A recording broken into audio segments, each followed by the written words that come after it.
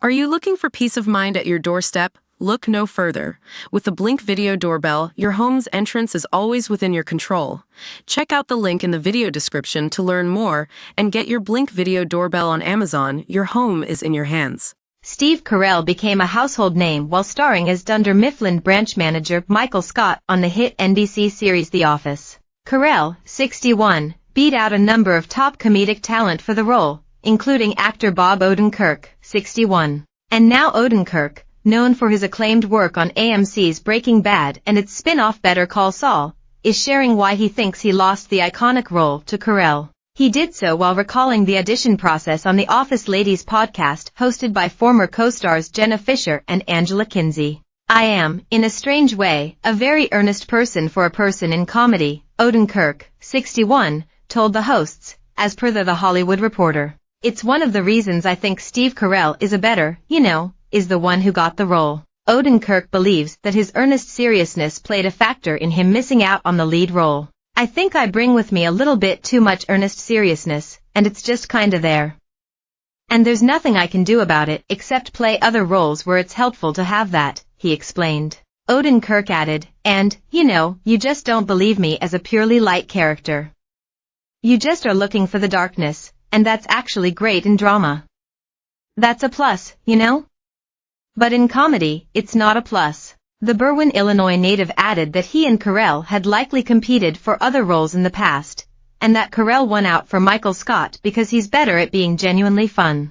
And while he missed out on the lead character, Odenkirk eventually landed a small guest role on The Office, appearing in the show's 9th and final season. During the episode Moving On, he played the manager, much like Carell's Michael Scott, of a Philadelphia real estate company where Pam was interviewing for a job. "The idea was, Pam's gonna go in for an interview at this real estate office," Fisher recalled of the story for the episode. "And they thought it would be really funny if it was like her life was gonna repeat itself now in Philadelphia. And her boss is basically Michael Scott." In hindsight, Odenkirk thinks the guest role was a chance for him to show people what I would have done had he gotten the role of instead of Carell.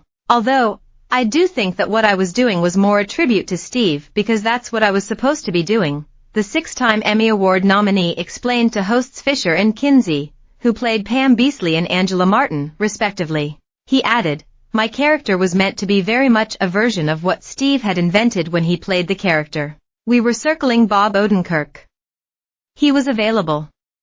He had a great reputation in the comedy world, and he hadn't yet become famous. He wasn't real known," one of the producers said in the book, The Office, the untold story of the greatest sitcom of the 2000s. The producer went on to add that Odenkirk had an edge to him. His take was as funny as Steve's, but it was darker. He was a little tougher and meaner. In retrospect, Carell read the role as more of a jerk and a douche, in comparison to Odenkirk, whose take was more like an A***** hole. "The worst thing I have ever had to do ever is to tell Bob Odenkirk's agent that he didn't get the office," casting agent Allison Jones recalled.